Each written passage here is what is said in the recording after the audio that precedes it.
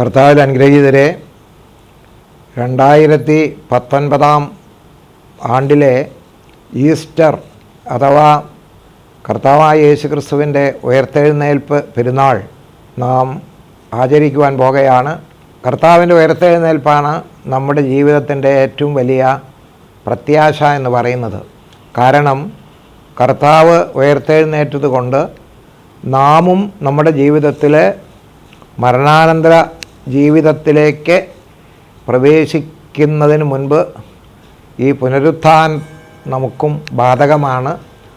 മരണാനന്തര ജീവിതത്തെ കുറേ കൂടെ ശക്തിപ്പെടുത്തുന്ന ഒരടയാളമാണ് കർത്താവിൻ്റെ ഉയർപ്പിലൂടെ നമുക്ക് ലഭ്യമാകുന്നത്.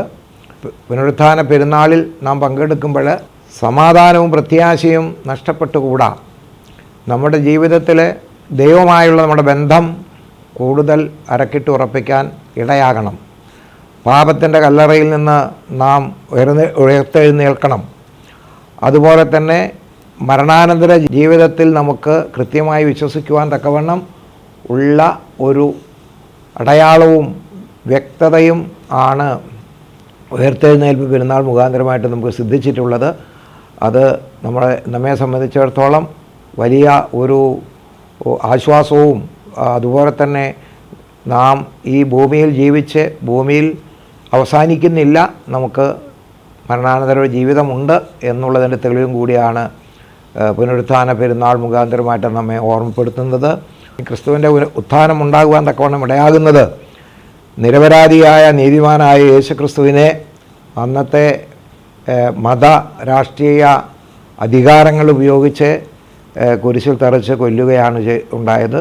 പക്ഷേ ആ മരണം ശക്തിഹീനനാണ്, മരണം കൊണ്ട് മനുഷ്യജീവിതം അവസാനിക്കുകയില്ല എന്ന് യേശുക്രിസ്തു തൻ്റെ പര്യടന വേളകളിൽ അഥവാ ദൈവരാജ്യ പ്രവർത്തന കാലഘട്ടങ്ങളിലൊക്കെ ഓർമ്മിപ്പിച്ചിട്ടുണ്ട്.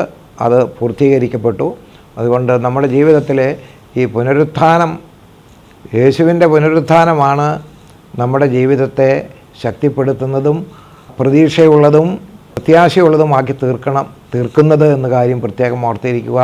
കാലഘട്ടത്തിൻ്റെ വെല്ലുവിളികൾ എന്തൊക്കെ തന്നെ ആയിരുന്നാലും ഒരു പുനരുത്ഥാന പെരുന്നാൾ ഉണ്ടെന്നുള്ള കാര്യം നാം മറന്നുകൂടാ.